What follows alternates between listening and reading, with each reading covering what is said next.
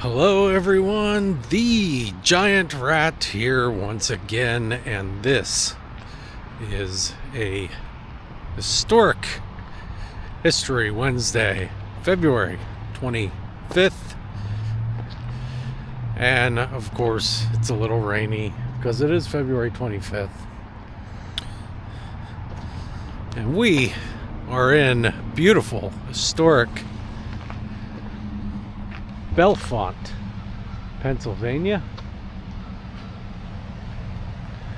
in one of the most beautiful public parks you will ever see. Just a gorgeous downtown, gorgeous historic district, and one of the coolest little public parks that you could ever see, especially here in the middle of Pennsylvania. And just look at this place. And you got a gazebo, like a public gazebo, where they probably hold different events and bands. You got the little public space over there for the kids to play. You got walking trails, and you got the water here. Got a bridge goes over the water. There is a natural spring right over here. This is just a gorgeous park. In the spring, in the summer, this place is amazing. They even have plants, you know, the flower displays and all those things. But you know, the trains, there's another bridge over there for the trains. It's just a really beautiful park here. Waterfall over here. Take you over there, take a look at it. It's Bellefonte, as we talked about last week, was laid out, really founded by the Dunlop family. But man, listen to that water.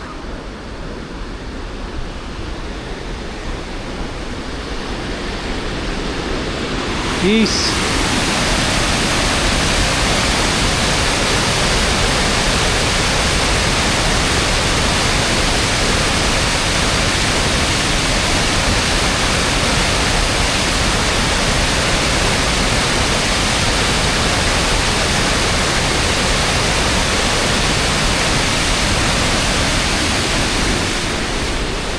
Three-tiered waterfall there,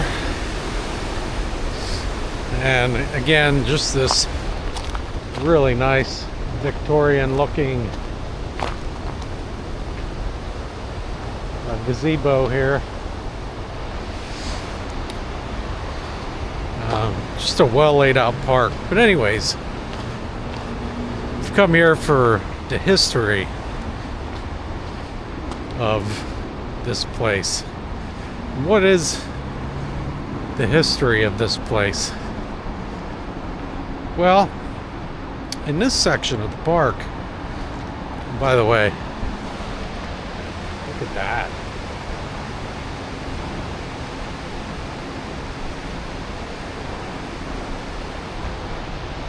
It's just a gorgeous park.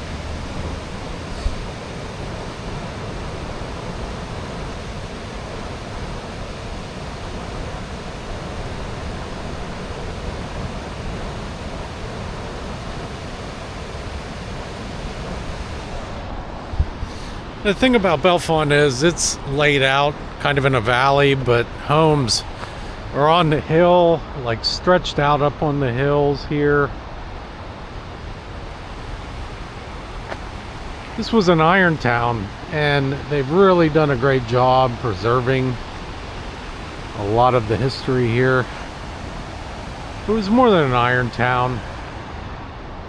It was also a lumber town, and in this section of Pennsylvania, it was iron, lumber.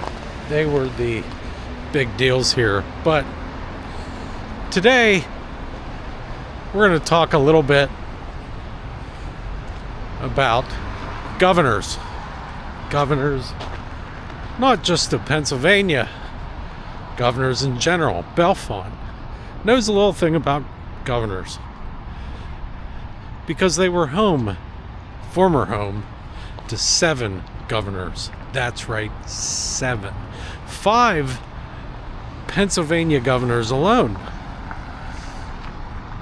And we're going to talk a little bit about them. First, William Bigler. You see all the stats. And then John Bigler, his brother. William, governor of Pennsylvania. John, governor of California. Now, William got elected because he was known as a fiscal reformer.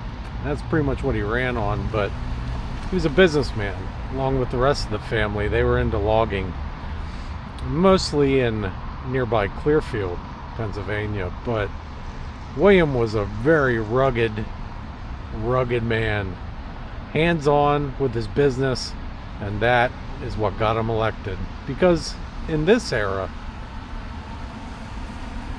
being rugged was really popular. It endeared him and made him a man of the people. Now, John was governor of California, and he presided over California during the time of the gold rush, or at least a portion of it. And he was really important as a California governor as he established the state capital in Sacramento. And boy, you can tell this is a rail town, right?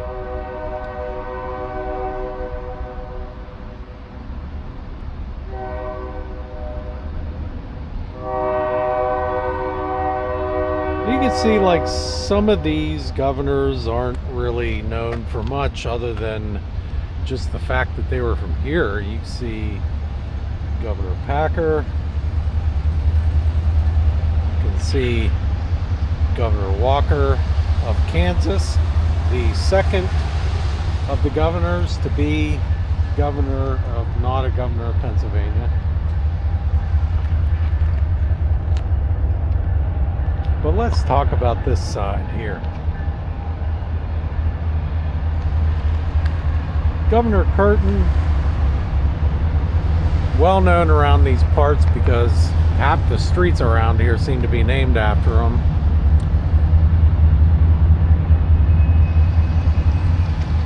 Curtin was known as a war governor. He was a close friend of Abraham Lincoln. He was instrumental in mobilizing the North for the Civil War and the founder of the Pennsylvania National Guard.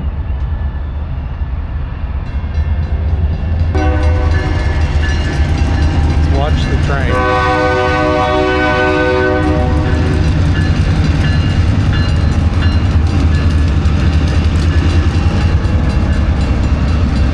Not every day you see a Nittany and Bald Eagle engine.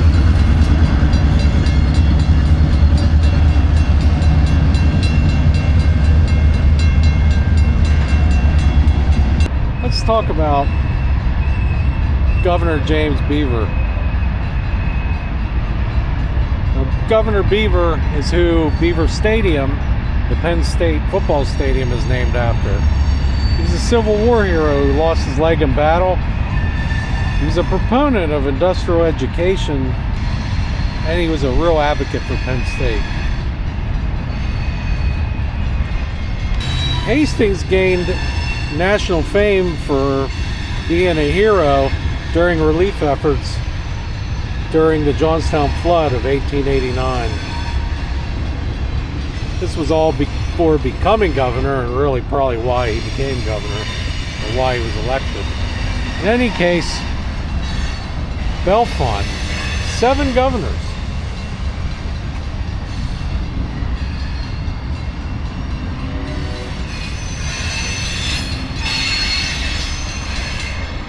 How many towns have a governor's memorial and can say they were home to 7 governors.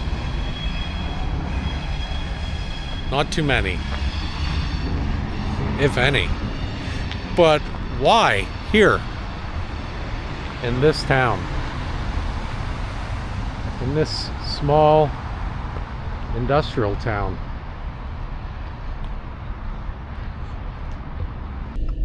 Well, the why is part of the story, right?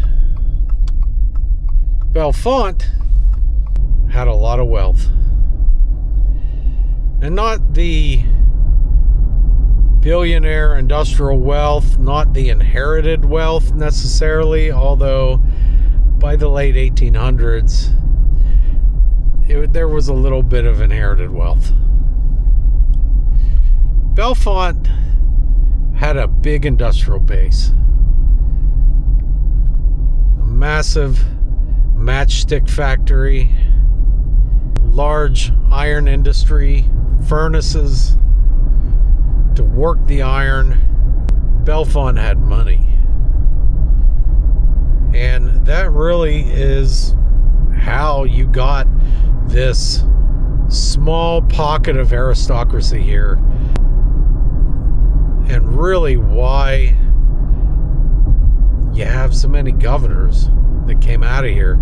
If you notice, they all kind of came from around the same era or similar era.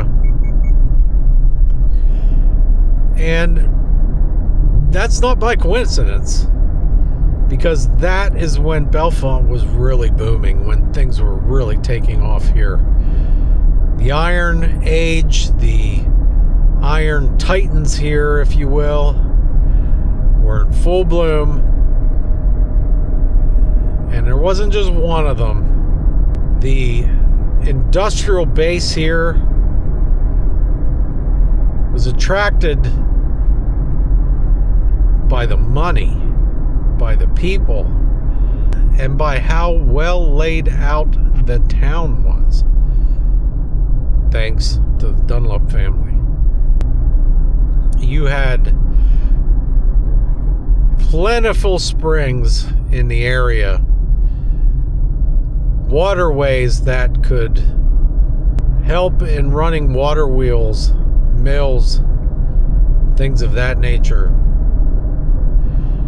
And in that era, if you didn't have a waterway, you didn't have an industrial base. If you're in central Pennsylvania, I encourage you, we've just barely touched the tip of the iceberg when it comes to Bellefonte. But in the spring, summer, fall, Bellefonte is beautiful. And the historic buildings, over 100 historic buildings sit in Bellefonte, preserved as part of their historic district. That is mind-boggling. For a small town in central Pennsylvania, mind-boggling. There are large cities that don't even have anything remotely like that. So I encourage you, if you want to, if you're a lover of the history of Victorian era homes and structures and industrial stories and things of that nature, Bellefonte has all of that. And it's really easy to get to and get around. It's a very walkable town. So I encourage you to give it a visit. In any case, that will do it for today. Thank you so much for joining me. I hope you enjoyed our little walk and talk around Talleyrand Park and our little look at the 7 governors that came from Bellefonte. By the way, that's how it's spelled, and that's how it's said. Bellefonte, not Bellefonte or Bellefonte or anything like that. It's Bellefonte. People that live there, if you say it wrong like that, they just roll their eyes. They don't get upset or offended. They just roll their eyes because it happens quite often. It's the beautiful spring. So you just saw beautiful spring. Well, you didn't directly see it, but it was very close to where we were. It is in Talleyrand Park at a different spot, and perhaps in a future vlog we will go there. All right, thank you again for joining me on this little adventure. Dreams, grass, and churros. We will see you on the next one.